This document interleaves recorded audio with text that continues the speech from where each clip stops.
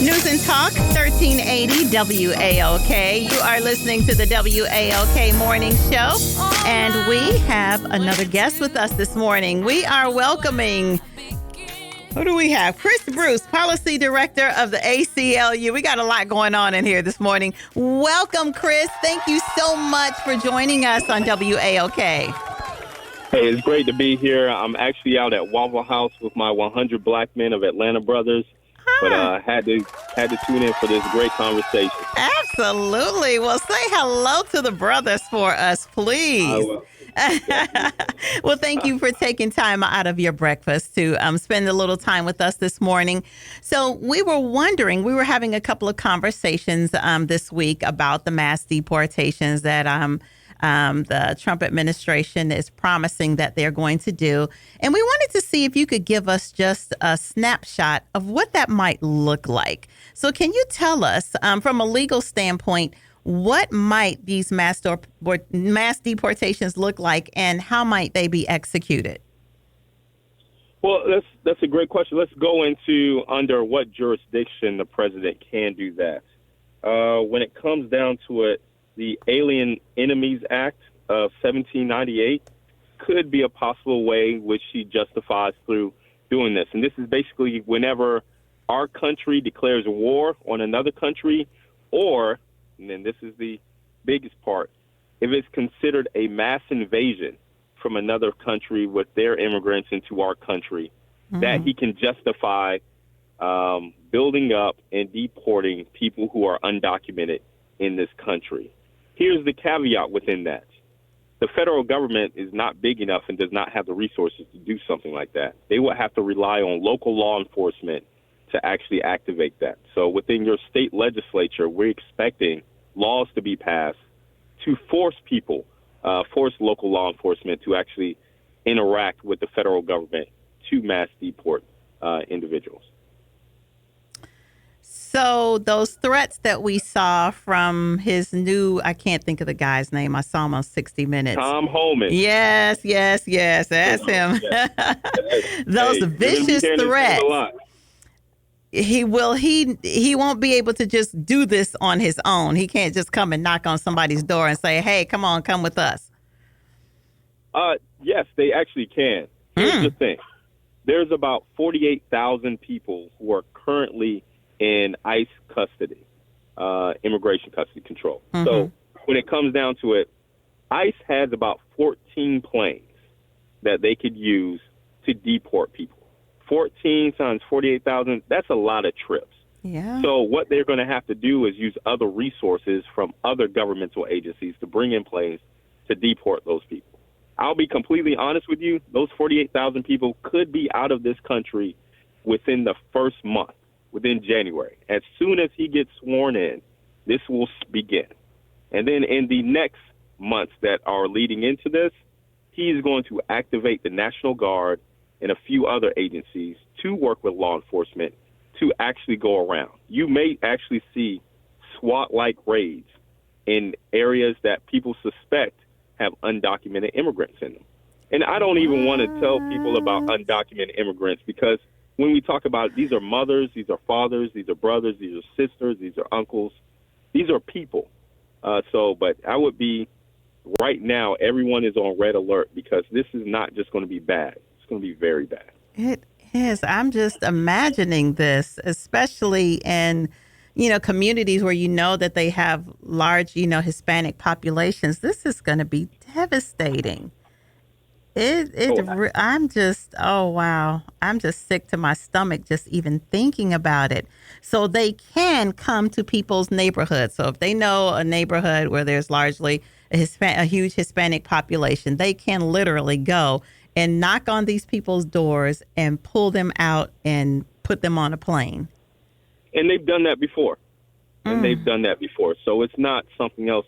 Now, the courts may come in. Let's put it in perspective. My organization, the American Civil Liberties Union, during the Trump administration, we filed over 400 lawsuits against them, especially on this topic. So we were leading the charge, one of the leaders of the charge when it came to mass deportation. Now, with a Congress in this hands and with the type of vote count, it's going to be harder, but we are still going to fight. And there are things that we can do to fight back on this. And to put it in perspective, the Hispanic and Latinx community grew by 37% from 2010 to 2020 in the city of Atlanta. So these are people that that you see on a daily basis. This isn't just some shadow network of anything. There will actually be businesses that will close down because they do not have the workforce to deal with it. So again, if you didn't see prices and you're complaining about prices right now, well, guess what? There's a lot of people who work in these farms that actually do pick these foods. Yeah. So yes, the price of your agriculture will go up too. Prices will go up, period. This is a thing that I don't think people understand what they voted for. And you can look at Europe right now. United Kingdom has not recovered from their Brexit simply because they did not like the immigration policies. And now their economy, they're looking to us for help to build out their economy. That's a deeper story for another day, though. Wow, that is really sad. That is, whoa. So if they were just worried about the price of eggs and gasoline, their worries are about to increase 100%. Well, you heard it here on November, what is it, 12th, 13th? It is going to get bad. And when you start seeing military armored vehicles going down Highway 85 and 75, they're going to set up soft tents in area. Because, again, these people, once they start rounding them up, you may not have the facilities to actually hold them. I'm not trying to scare people. I'm just trying to give people facts of how this could actually work.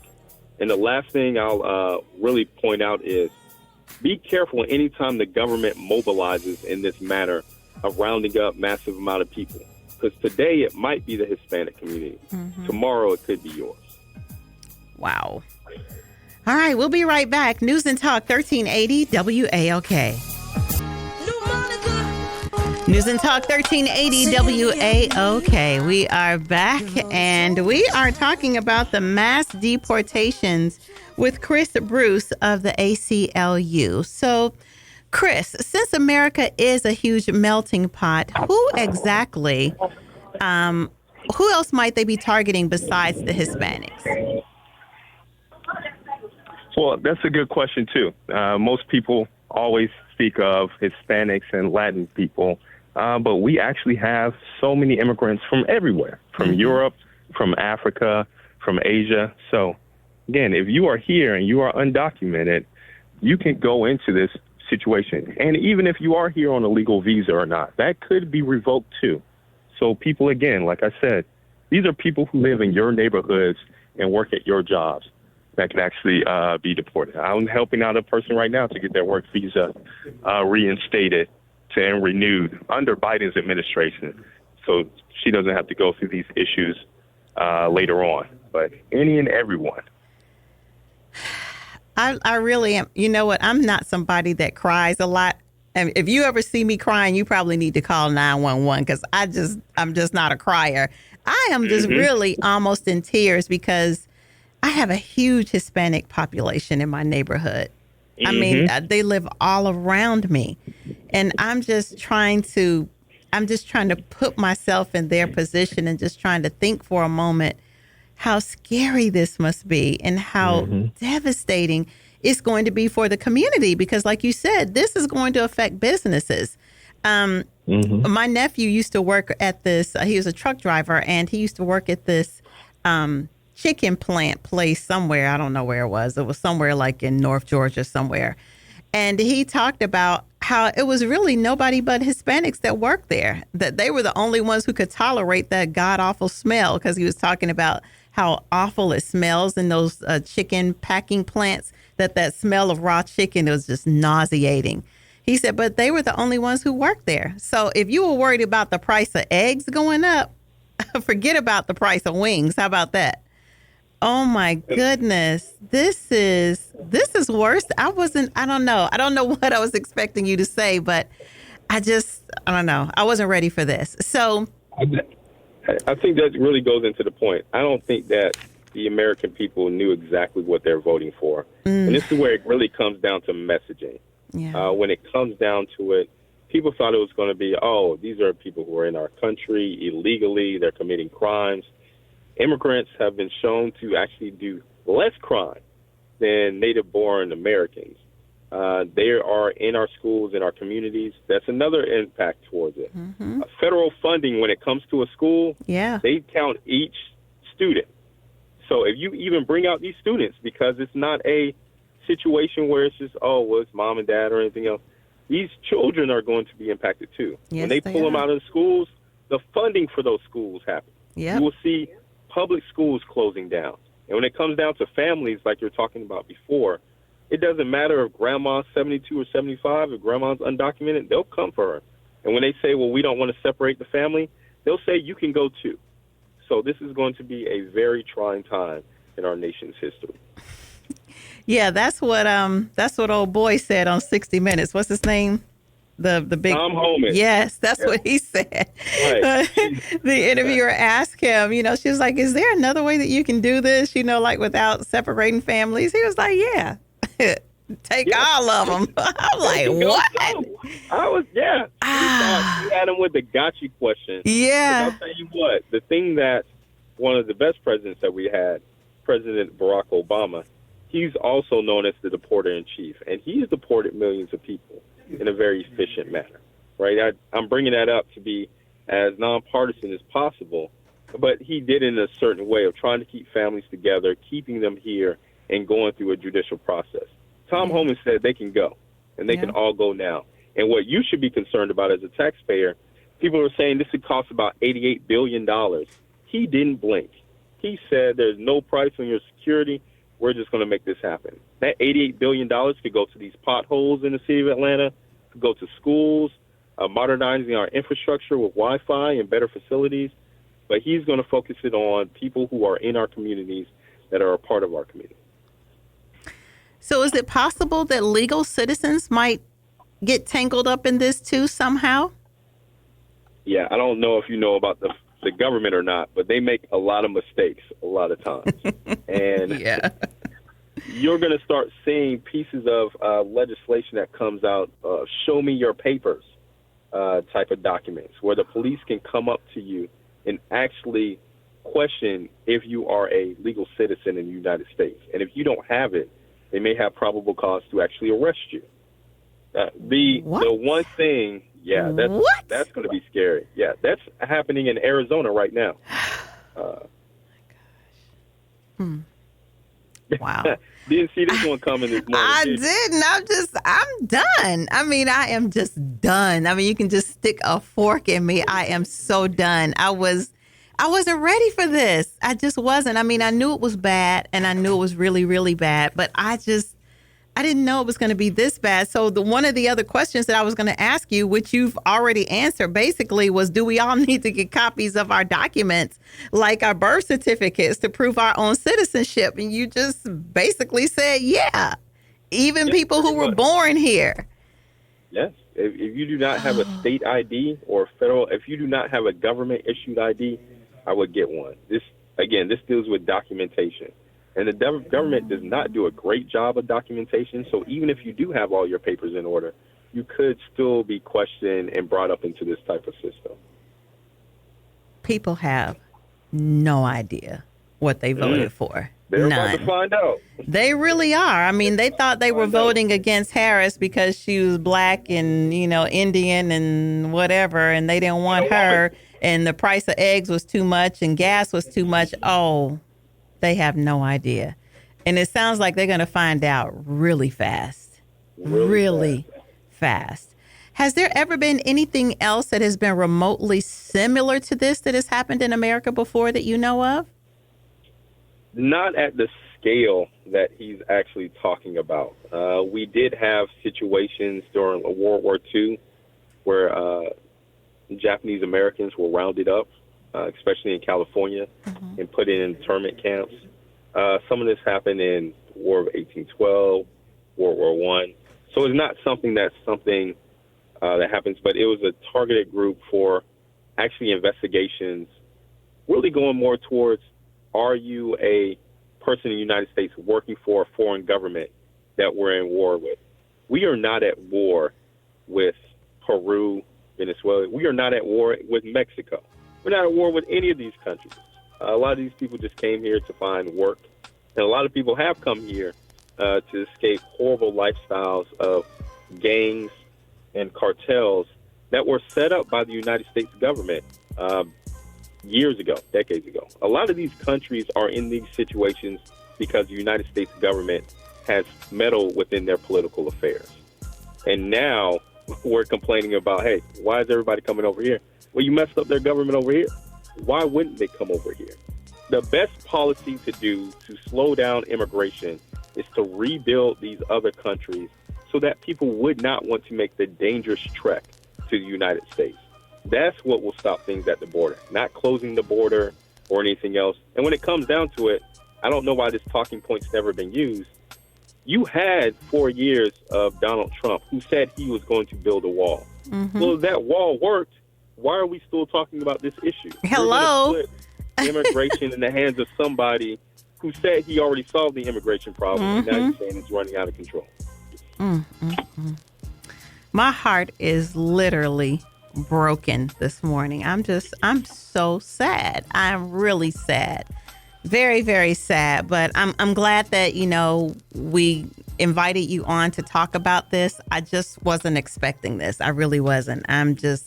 I'm absolutely heartbroken. But I appreciate you being here, and I definitely appreciate the music, the information that you're sharing. And apparently the callers do too, because we got a couple of them who've called, and I think they want to talk to you. So we will answer some of those calls on the other side. We'll be right back. News and Talk 1380 WAOK.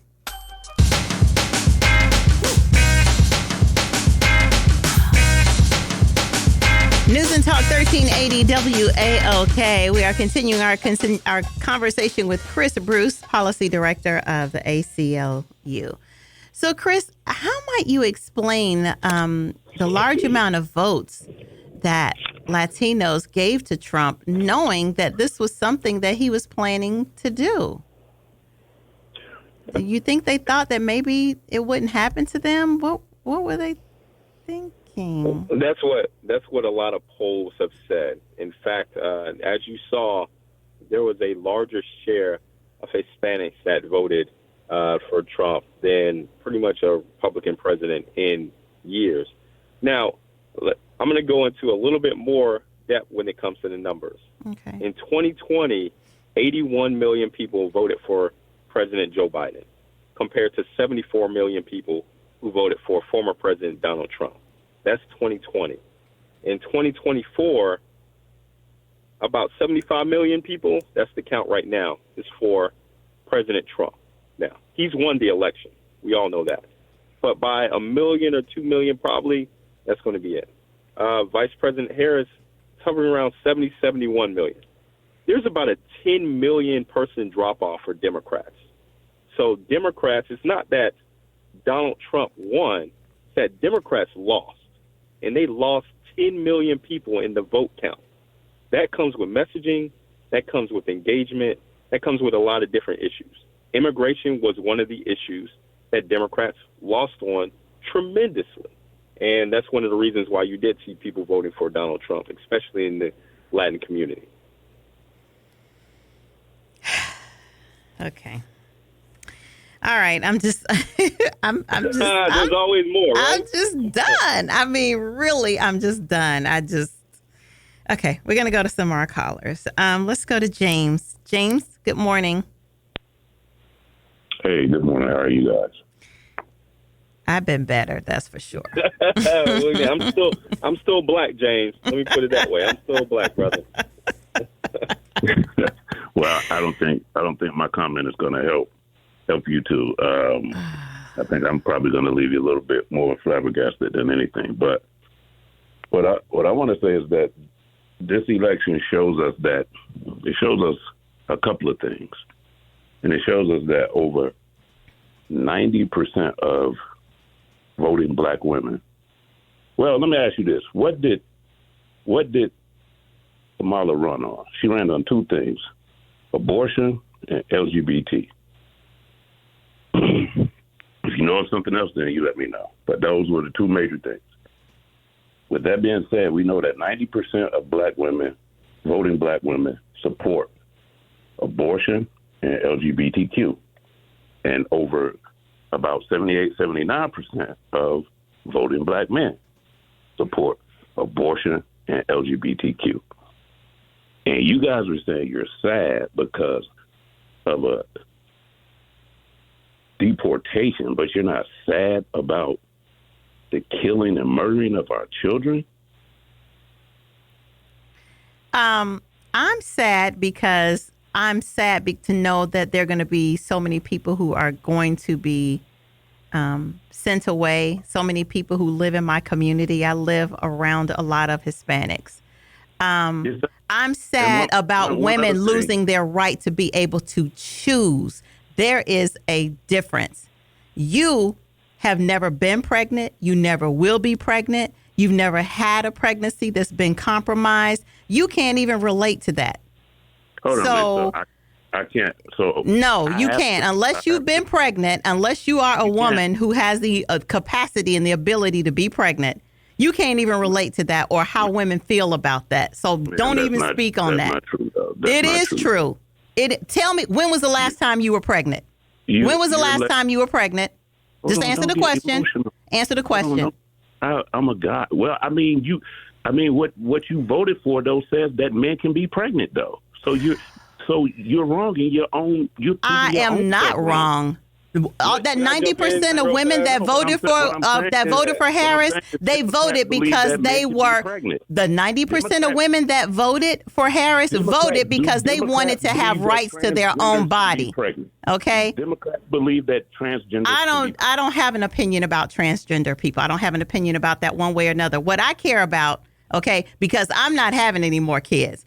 I have two 23-year-old daughters. Okay, I'm worried about them. Okay, I'm worried about them being attacked by somebody and becoming pregnant by their rapist and having to carry their rapist babies.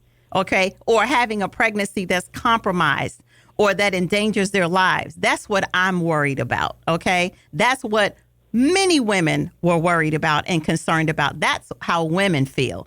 And I feel qualified to speak on women's behalf since I am one. I don't think that's an area you should even think about talking about because you don't know. Thank you. Who do we have next? Mike in Atlanta. Can I add one more thing real quick? Nope. Mike in Atlanta. This is Chris Bruce. Oh, Chris, I'm sorry. Sorry. I love the response. And you know what? I'm glad that caller actually did call in because, like I said before, it's been messaging. Vice President Kamala Harris, so we have to say her name correctly first. Vice President Kamala Harris did not run on an abortion agenda. She ran on a pro-choice agenda, which is your rights. And it's been women's rights since Roe v. Wade. Anytime the government is taking away a right from people, that is a problem, especially black people. We have dealt in this situation when the government has actually controlled black people's bodies. You never want to go back to that.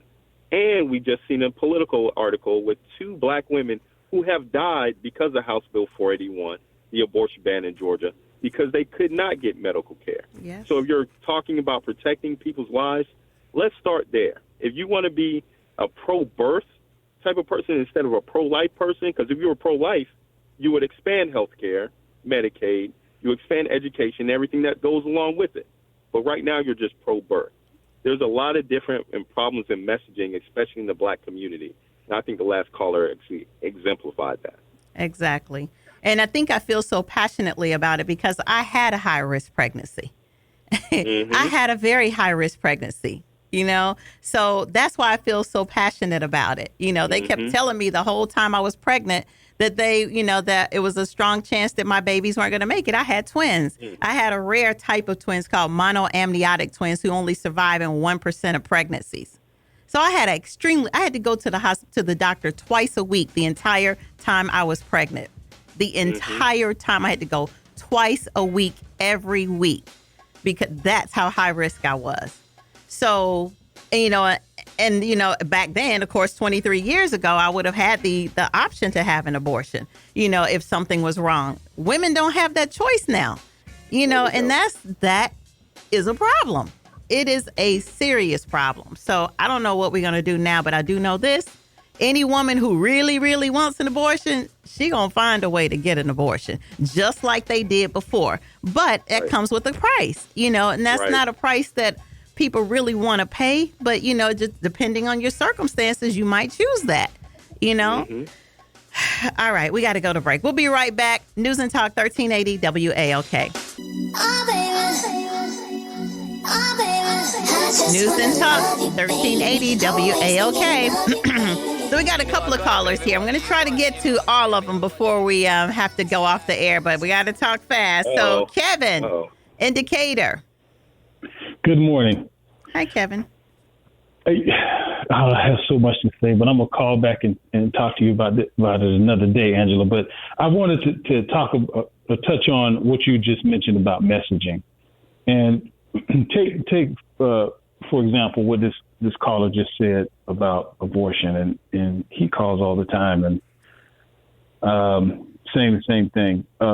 If you Google abortion rates declining on Google, and then you click the images tab, it'll show you a bunch of graphs showing where the abortion rates have been declining over the decades, and where it has reached to where the abortion rates were lower than what they were at the pre Roe versus Wade. And you'll see and notice the sharpest decline under the Obama presidency. Now, these people keep labeling the Democratic Party and labeling Kamala Harris as wanting abortion, killing babies, and et cetera.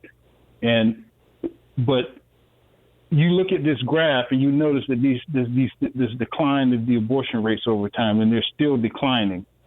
And I've never heard the Democratic Party, anyone reference how for example, and when we talk about messaging, that's never been addressed. These lies that are being told about the party wanting to kill babies and wanting abortion. Well, why are these abortion rates are at the lowest that they've ever been in history? So that's just one example. And but this current Republican Party, they talk about. I've heard some callers talk about they don't want the liberal agenda. Well, this agenda that the so-called conservatives have is not a conservative agenda. When you were talking about the immigration, all I hear is big government. That's basically a big government plan, which the conservatives are supposed to be against.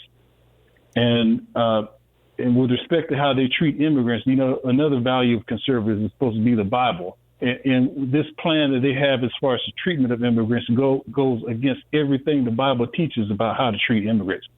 Anyway, I'm going to leave it there, and I'm going to call back in a couple of days. All right. Thank you so much for calling, Kevin. Mike in Atlanta.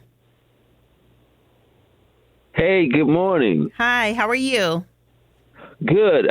So I'm going to be quick. So I was listening to what you guys were talking about, migration and abortion, and all that's interrelated together, because essentially what you're talking about is you're talking about population politics.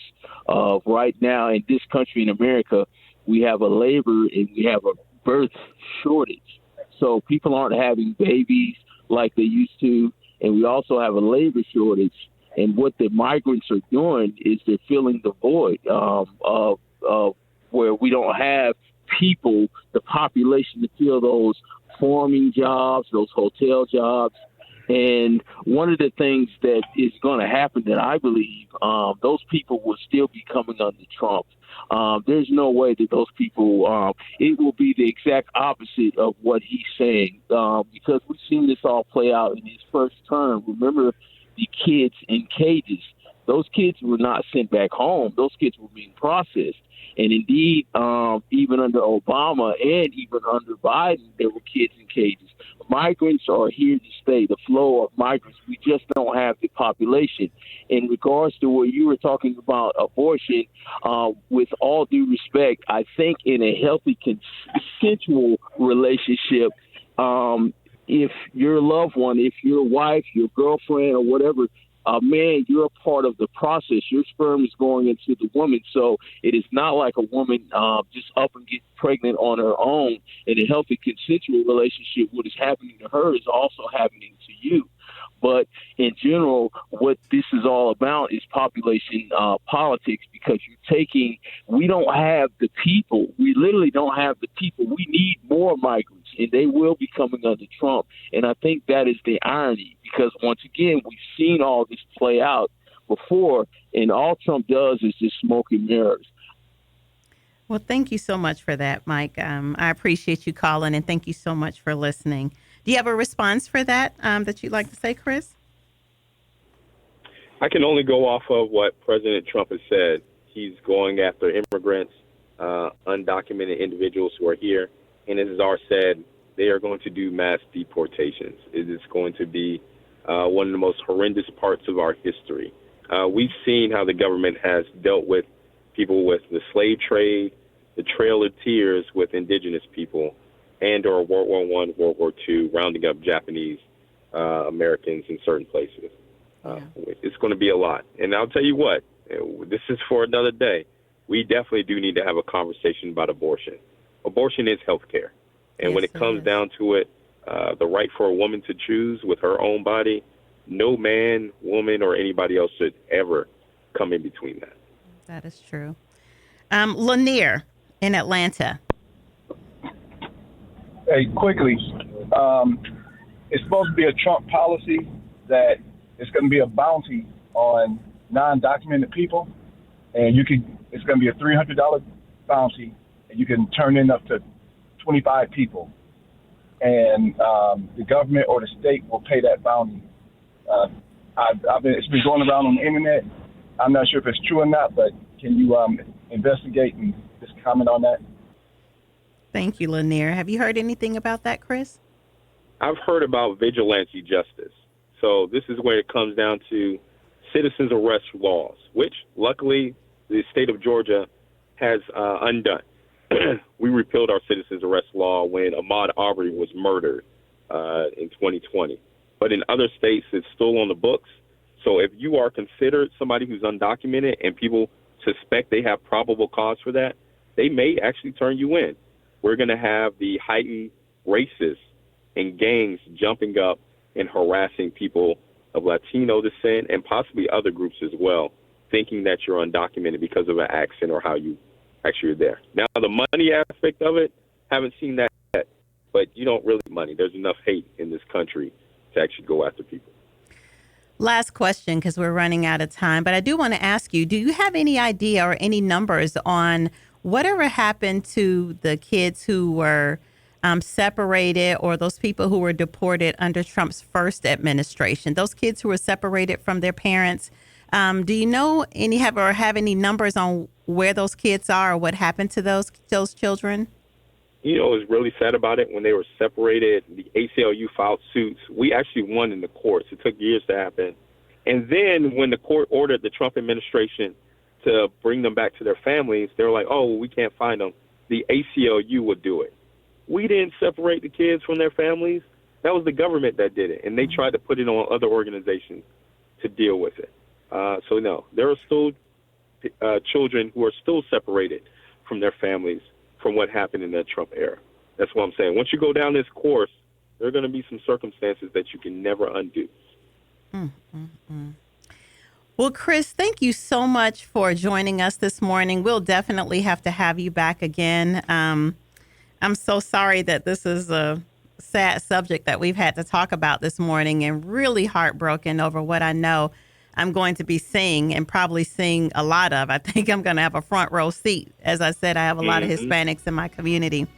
So I'm really heartbroken about this, but I appreciate you keeping it real for us this morning and telling us the truth and what we needed to know about what could possibly happen. So thank you so much for joining us this morning.